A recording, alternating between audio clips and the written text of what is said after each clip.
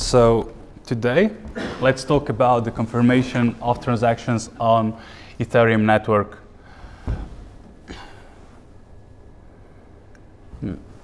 The first thing we need is a DAG file. So this is directed acyclic graph file, which is created using Dagger-Hashimoto algorithm. So it's a combination of two algorithms from Vitalik and from Thaddeus. It basically helps us get some reference information that we then use when we are mining. So DAG file is created every epoch in Ethereum. Epoch is 100 hours, something like 100 hours, because Ethereum network time is defined by block numbers. So usually when we program anything, when we develop anything and we want to set the time for something, we rather define it by the block that should change something rather than say now plus 100 hours. Because in Ethereum, every miner writes a timestamp for a block itself.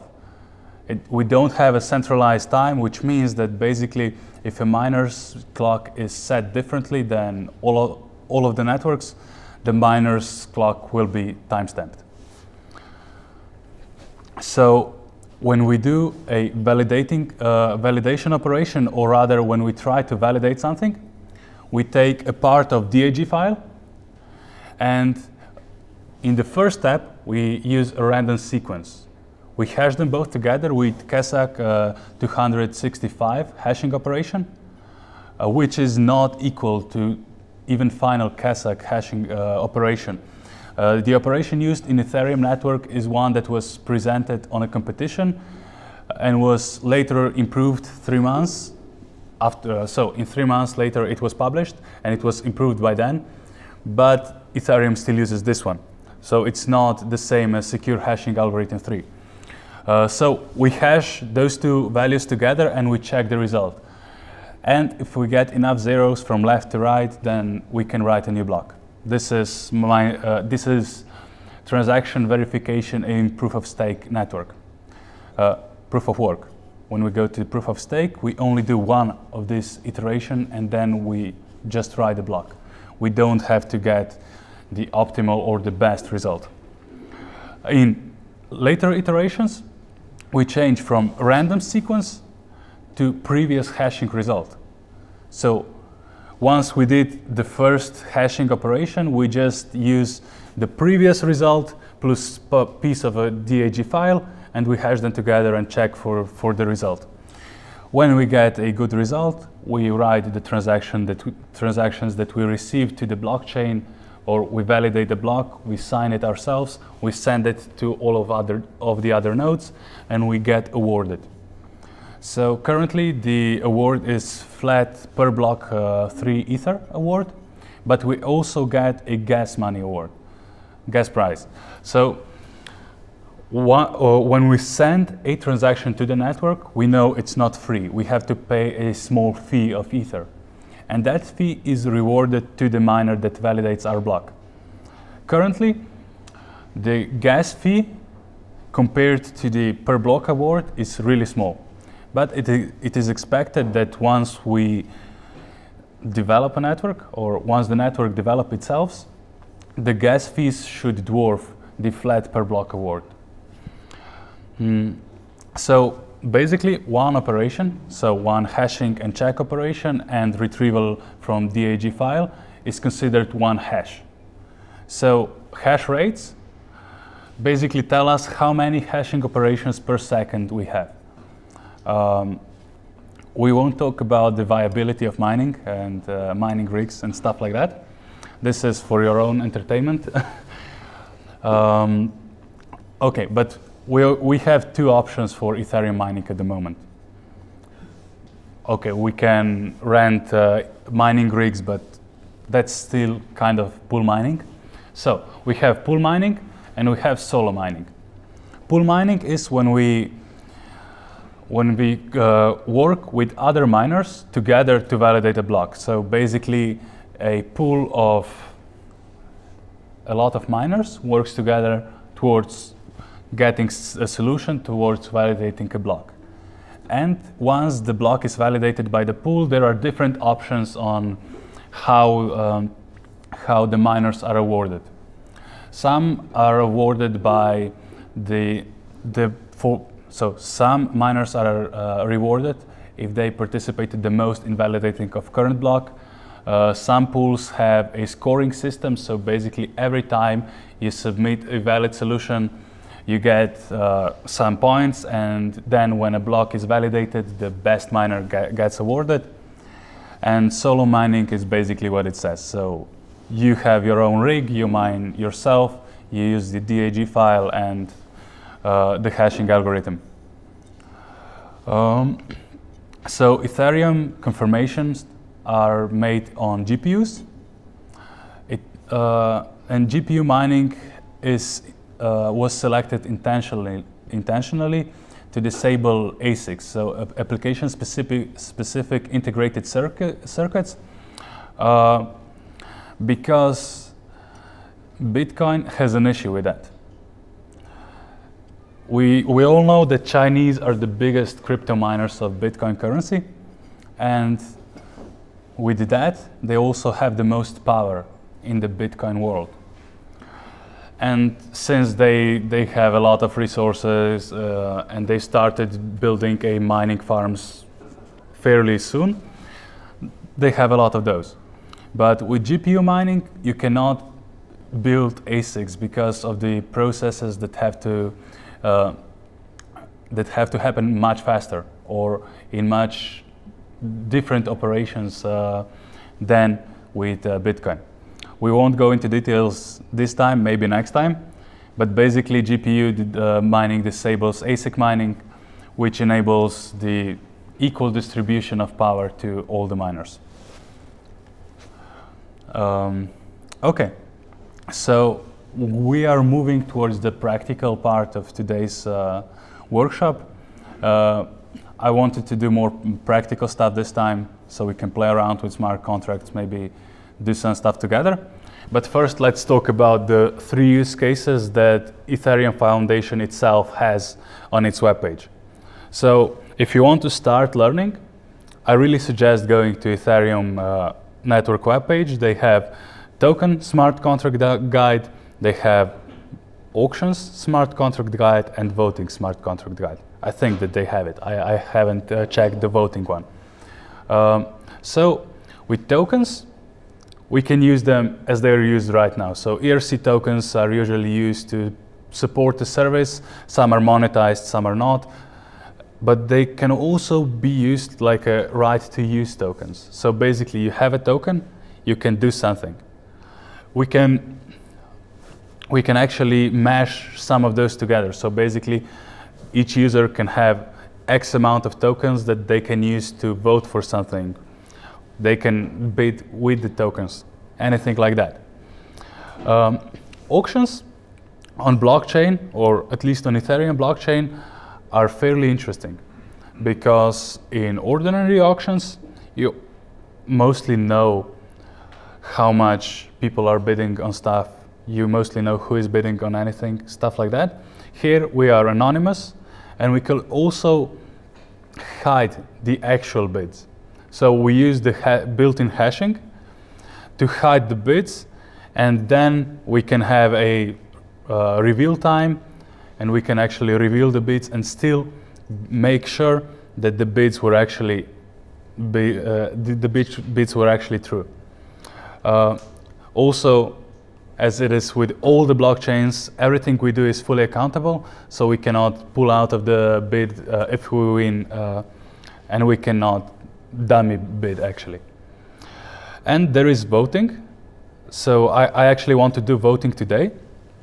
Voting on blockchain is secure, it's immutable, and it's reliable. We are supposed to have faith that ballot voting is secure and reliable as well, but come on, anyone can forge a paper, or if we have electronic voting, it's even easier. we've all heard about certain Slavic countries doing some voting, influencing, and stuff like that.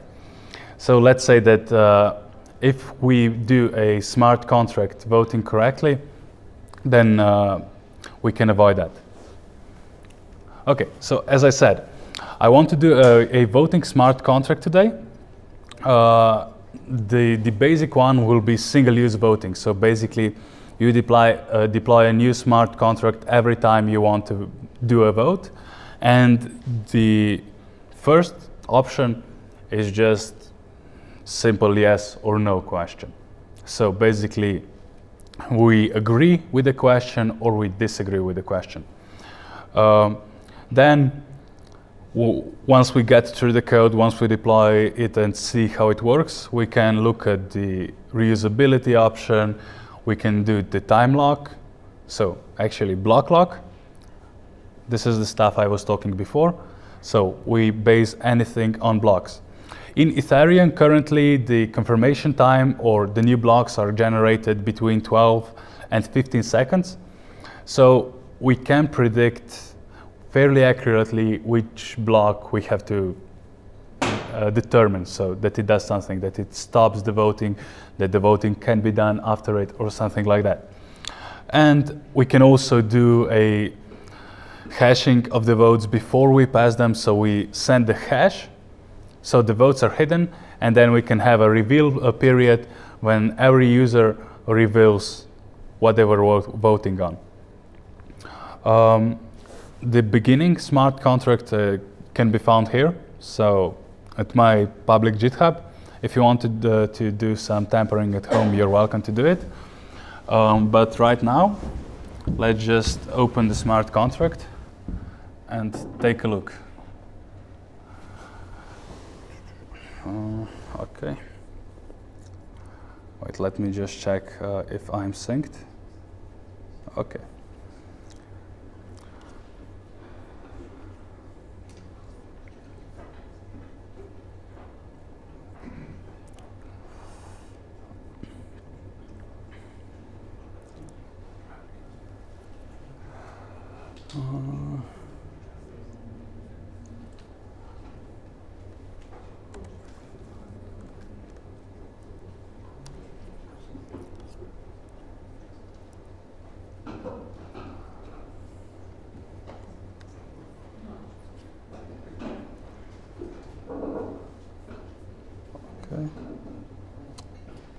Okay, let's.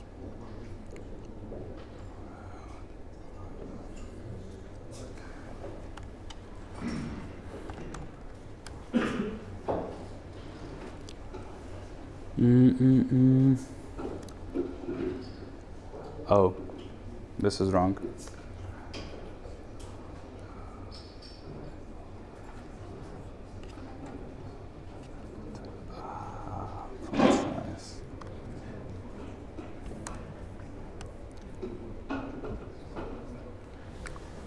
Okay, this is better, yeah.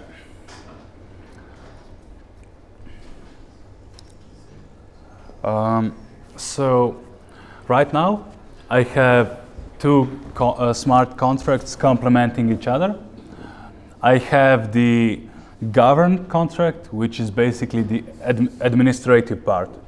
We don't need to have it, but it's recommended to have a administrative part and actual working part. This way we can change the administration easily. It's way more trackable, and basically it's how it's usually done. Let me just close this one so we have a more code. So I actually did the introduction to stuff the last time, so right now I'll just breeze through the stuff I have already written. So I have a governor address, the owner of the contract, the one who can do anything, the central entity. Then I have a mapping for administrators, which I didn't use. We can implement the use of administrators later. And there is a modifier. Modifiers are used to restrict the access to the functions. So basically, require is a built-in function which checks for the conditions, and if the conditions are met, everything initiates properly. If the conditions aren't met, the require function will revert the state of the smart contract to the state before the call of the function. So even if I call internal function from another function and the internal function has a require that isn't met, the state of the smart contract will be returned to the state before I even call the first function. Okay, so now I have a simple vote contract which consists of poll question. So as I said, we will only have single-use voting contract.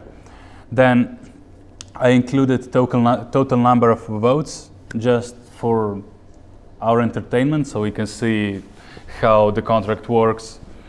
And then I have hidden variables. So if we are voting, we don't want people to be able to see the current results, usually. And then we have final responses, so we will actually transfer temporary responses to final ones once the voting is done.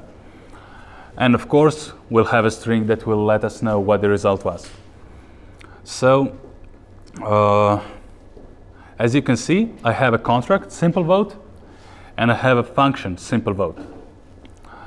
Solidity uses functions that are called the same as contracts as deploy functions.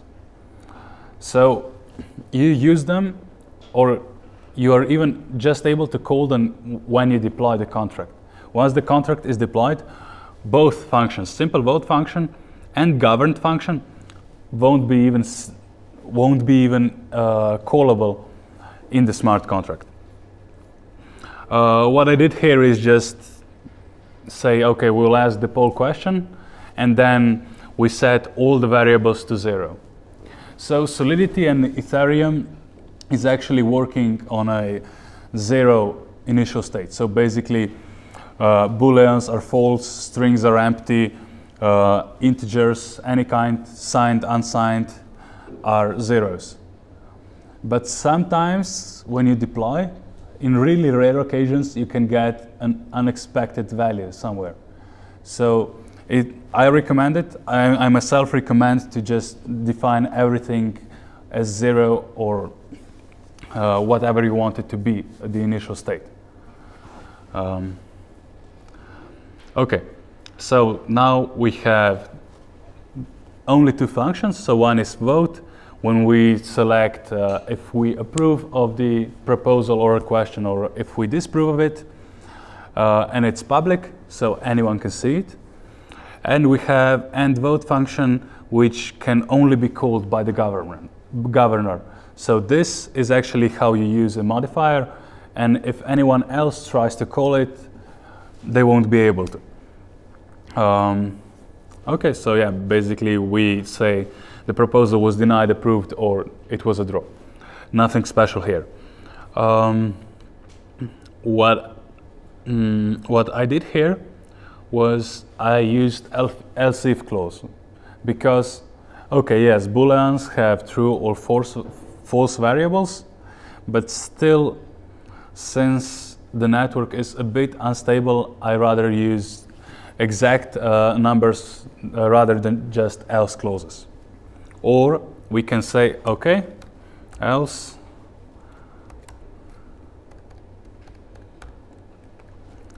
revert is okay, yeah. Revert is also a what? Okay. Revert is also a built-in function, which basically reverts the function, the state to the state before the function in which it is located was called. So basically it does the same as require, but it doesn't take any arguments. Once it's called, the state is reverted, and that's it. So right now, if we get any unexpected values, we just revert. Let me just check if I broke anything? Okay, no, it seems okay. I don't think that Robston is ready for us, so let's switch to solo network.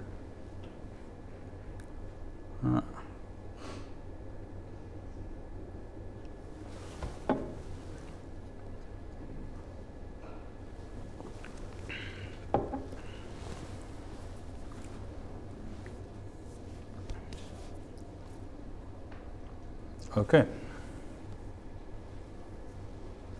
Let's just wait for it to wake up.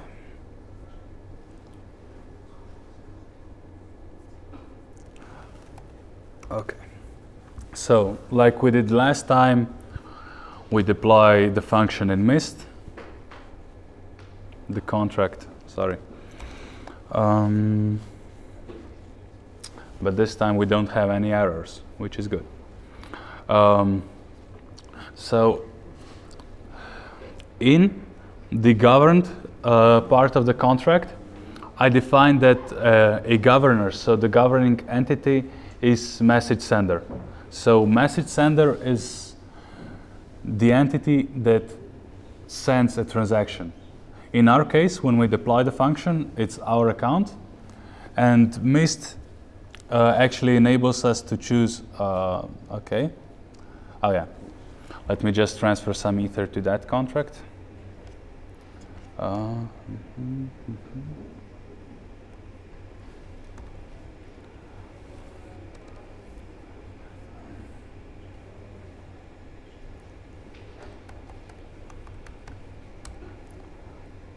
Wow. Okay, so the dummy accounts work. Okay, now I can deploy the contract from the second account. This way, I can actually transfer the ownership from one function to another, and I think that we will actually be, yeah. So we have a function that will allow us to do that. So first we'll deploy it with the second account, and then we'll transfer it to the first account, just to see that the second account, even though it was the deployer of the contract, won't be able to end the function, so the vote, so won't be good for this modifier. I have to copy it.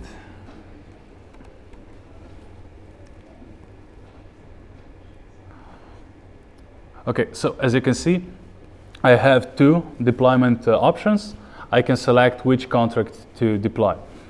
And if you look at the code, the contract simple vote is governed. So that means that the smart contract simple vote inherits the properties of governed smart contract.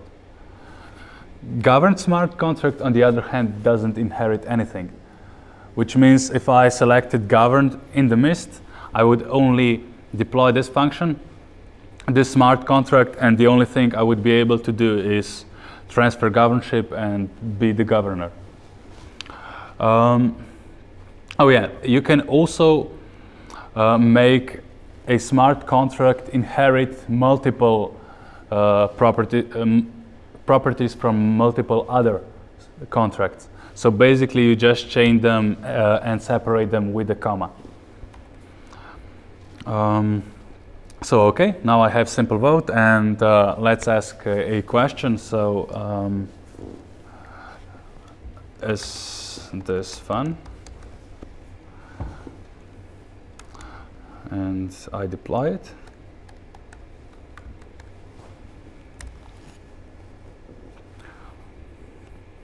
While we're waiting for it to, for the smart contract to be deployed, I can copy the first account info. Okay, so before I do anything, let me just show you. If I want to end the vote right now from my main account, I'm not able to. Okay.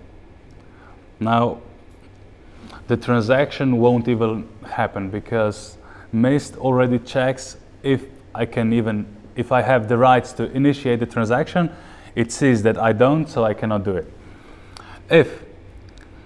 So let's first vote from both of the accounts. So one approves.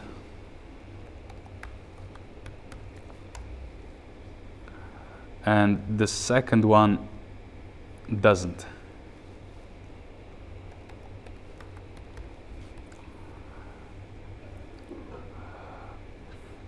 Okay, so I should have 2 votes. Oh yeah, so now I have 2 votes. I can still see, so no responses, but if I check, so I voted with my main account, and now the state changed to yes. I used the has voted mapping to actually track who has already voted, and once an account votes, they cannot vote again. So this is how we solve a one account, one vote problem. And right now I want to transfer governorship to my main account.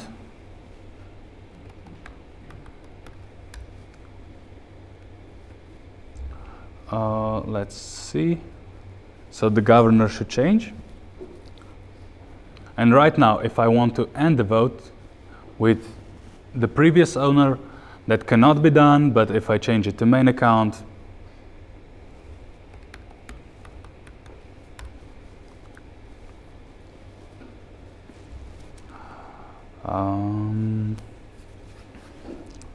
so this is successful. So this actually showed how the modifiers work, showed us the default states of the variables. So I just defined the mapping. I didn't say that default was false. Still, it was. So if we want to talk about reusability, we have 2 options to clear the has voted mapping. One is by simply saying delete or erase. We'll have to experiment a bit. But the issue with Solidity and actually Ethereum development as a whole is that it's rapid. So basically, once the core developer team decides that something should be changed, it is changed. And if you write a smart contract in Solidity version 0.411, and then you try to redeploy it now when the current supported version on Mist is 0.418 and the current documentation is 0.422, it may happen that the smart contract that was working at the time of deployment isn't currently working. So you'll have to go to read the docs, do some posts on Jitter, Stack Exchange, or stuff like that. Let's do something. Okay, so let's do something that we wouldn't do in voting contract just so that we develop stuff together. So let's say that the administrator has the ability to write a temporary notices. So let's say that the voting is taking place and that we want the administrator to be able to say, okay, you still have 1 hour to vote, 30 minutes to vote, stuff like that. Just another notice that administrator can change. So for this, we'll need another modifier.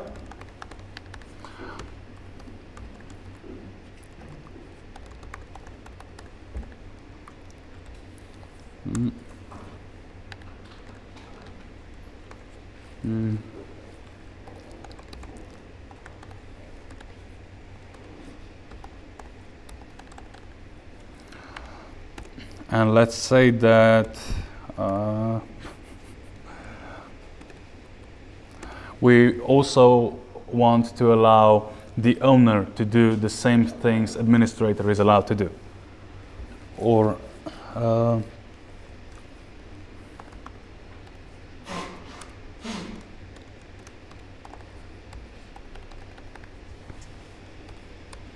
in modifiers, we also do a blank line. So this line here is a blank line, And it is used just so. So require function is basically an if clause that says revert if I'm not met. And after that, nothing happens. So just for the Ethereum virtual machine to be able to process stuff normally without anything unexpected happening, we add the blank line. So we know that the modifier will only check the conditions and let the function initiate if the conditions are met. So right now, let's create a global variable. So a string, which is public, and let's call it notice. And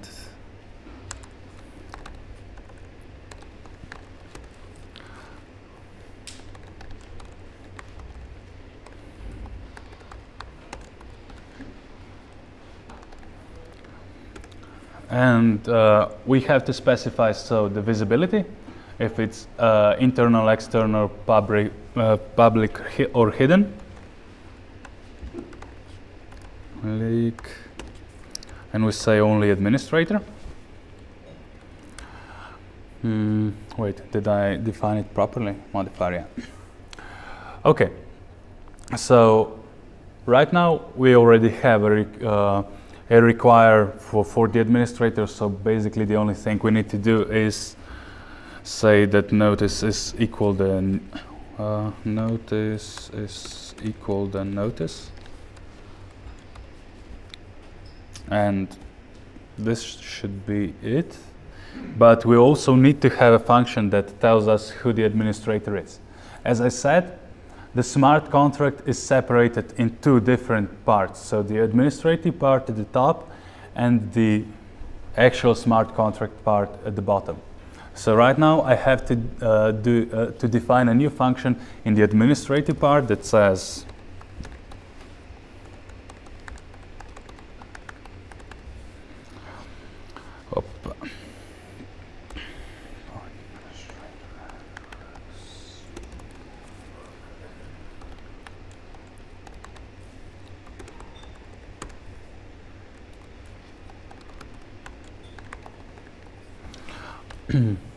so this way I can actually make a mistake, I can promote an administrator again, and nothing will happen. If we have a toggle, we can have some issues. So basically if I just said new admin address and then defined is administrator as a contrary state as it was before. And even the function in the administrative part can already use the modifiers that are defined beneath it. So only governor. And it says that administrator message dot sender equals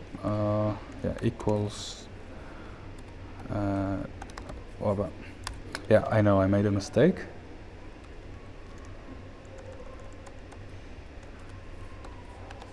New admin.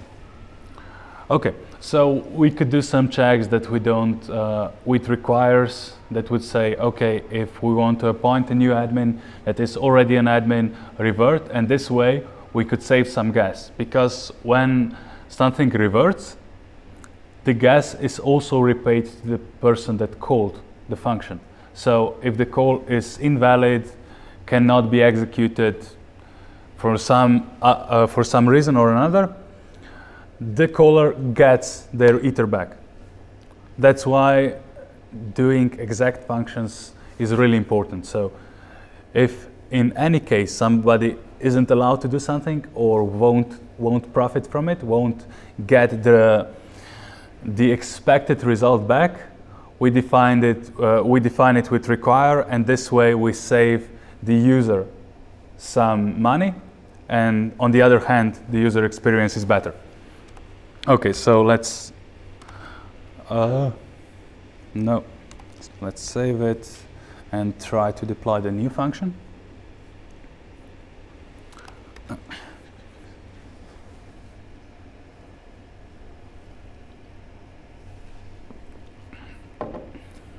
Okay, so let's deploy it from the main account this time. A simple vote. So is this working?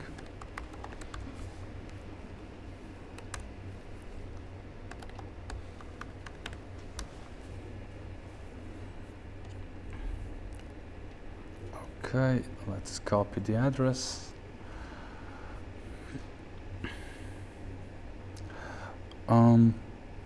So let's say that I want to write the notice with the account that wasn't promoted yet.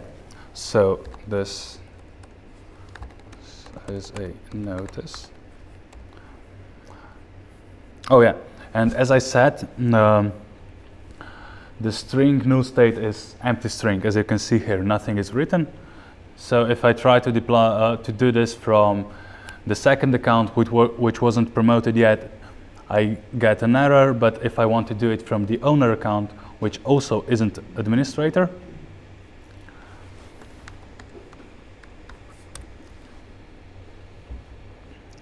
we get a notice. So once I appoint the administrator and I give him the admin rights,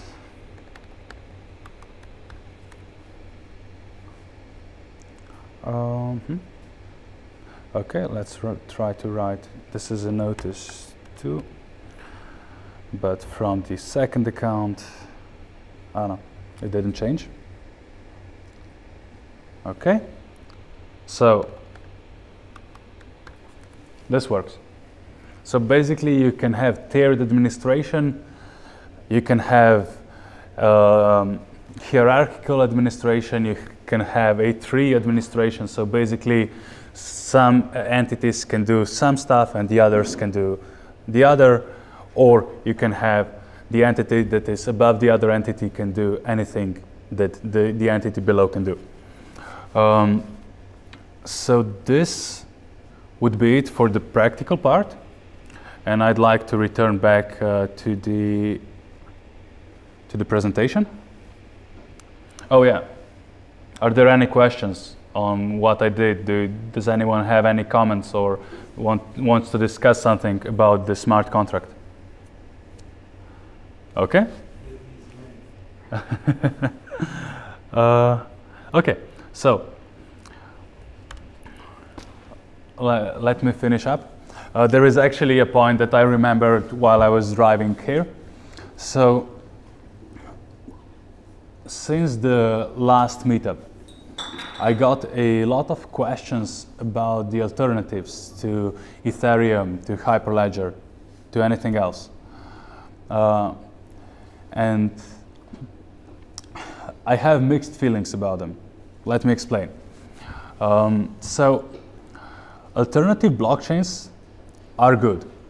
They are good because the progress is moving forward. They are forcing the big players to change, to adapt to the new blockchains. But the whole point and the integrity of the blockchain is that it is massive. So there are a lot of users. Meaning that if an alternative blockchain only has a small user base, but it has an excellent algorithm, it still won't be as secure as the big one, even if its algorithm is slower, we can say worse, why not? So yes, alternative blockchains are good, but if you decide to use them for your use case, make sure that it's safe enough to use, so that the integrity of the alternative blockchain cannot be too easily compromised, or that it is not too cheap to compromise. So, because on Ethereum network we don't say that it's uncompromisable because we had some interesting attacks on it, but we say that it's too expensive because the graphical processing power for the 51% attack is ridiculous. I don't remember, did I mention the interesting, I don't think that I did. There was an interesting attack on Ethereum network, on Ethereum test network about a year ago, where there was a user that generated huge amounts of traffic. So on testnet, You can basically mine your own test Ethereum on any of the computers. So basically, while you are developing, you just turn on testnet mining and you get Ethereum. And there was a user that was offering a ridiculously high gas prices for empty transactions. So the algorithm that was accepting the transactions was adapting. So if a lot of transactions offer a lot of gas money, they started requesting more gas money. And the transactions that were offering a realistic gas price weren't processed. So basically, what happened when the user was generating a lot of traffic that was offering huge gas price for basically no work, the other users weren't able to do anything because I don't think that anyone had 1,000 Ether to validate a single transaction. And this actually happened. So basically, when we were doing development on the network, we were crippled for 2 weeks because solo network wasn't a built-in feature at the time, and we had to deploy it ourselves. And the main test network was unusable because you had to pay 1,000 Ether, 1,000 testnet Ether to just write a single string to the blockchain. So this is a well-funded attack, and a 51% attack is when you have a 51% processing power of the network, and you can create a false blocks, so false confirmations when you just send the false blocks to other users and say, okay, this is like the majority of the network has those blocks, and then the fork fail-safe algorithm will kick in and say, since most users have those blocks, we delete the legitimate blocks from the users that are legitimate, and we use the blocks that the most of the network is using. So, okay, this was some experience. Let me just end with some final words. This is the second developer meetup, and I really want you to think what you want to hear. I'm not saying that I'll be here every time, and we'll talk with the organizers if I'll be here the next time, but if you want to explore some aspect of the blockchain technology or of the blockchain development, voice it to the organizers, voice it to the group. If you want to do a specific example, again, make your voice heard. And there is another thing. So I am also working for Laboratory of Telecommunications at Faculty of Electrical Engineering here in Ljubljana, and we have an ICT Academy, and we just developed a one-day blockchain developer course, which will be published by next week on the following link. So while we can discuss some stuff on the meetups, we are limited by 1 hour time slot, and if I do academic 15 minutes, so if I'm a bit late, we might have even less. But here it's a full day of work, so I think that we have 8 hours of program, and if you want to do it, it will be very hands-on, so I invite you to check it out. And yes, of course, if you remember anything, if you want to discuss something after the meetup, here is my email, LinkedIn, and Twitter account. You can reach me on any of those, and of course, after I give the final words back to Urška, you can also talk to me here. So I guess this is it from my side. Thank you for listening to me, and yeah, that's it.